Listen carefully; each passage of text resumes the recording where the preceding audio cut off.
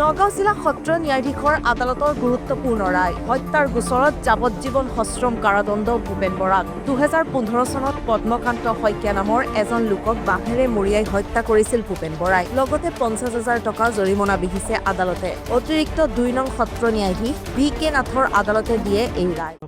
হয় মই additional district and session জাজ টুৰ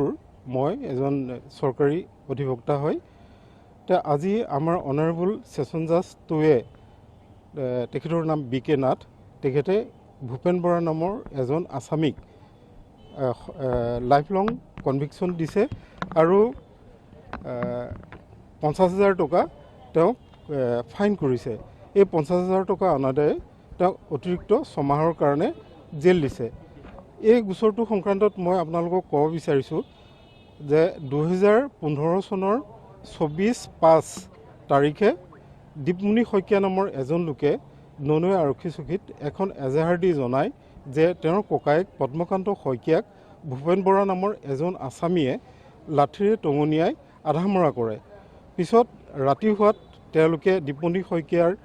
মাক দেউতাকে পদ্মকান্ত শইকীয়াক হস্পিটেলত আনিব নোৱাৰিলে পাছদিনা ৰাতিপুৱা হস্পিটেলত লৈ আহে আৰু ডক্টৰে মৃত বুলি ডিক্লেয়াৰ ঘোষণা কৰে উক্ত গোচৰ সংক্ৰান্তত নগাঁও সদৰ থানাই এটা গোচৰ ৰুজু কৰে সেই গোচৰটোৰ সদৰ PS 3252/15 পিছত যশৱন্ত নাথে এই গোচৰটো তদন্ত কৰি 302 ধাৰাত দোষী সাব্যস্ত কৰি অনাৰেবল কোৰ্টত চাৰ্জশ্বিট দাখিল কৰে চাৰ্জশ্বিট দাখিল কৰাৰ পিছত অনাৰেবল কোৰ্টে 302ত কমিট কৰি গোচৰটো এডিশনেল সেশন জাজ টুত ট্ৰায়েল আৰম্ভ হয় আৰু 10জন সাক্ষী বাদী লৈ গোচৰত প্ৰমাণিত হয় যে ভূপেন বৰাই পদ্মকান্ত শইকীয়াক মাৰাটো সত্য হয় আৰু আজি অনাৰেবল কোৰ্টে তেওঁক যাৱজ্জীৱন সশ্ৰম কাৰাদণ্ড বিহে আৰু লগতে 50,000 টকা ফাইন বিহে আৰু এই 50,000 টকা অনাদায়ে তেওঁক অতিৰিক্ত ছমাহৰ কাৰণে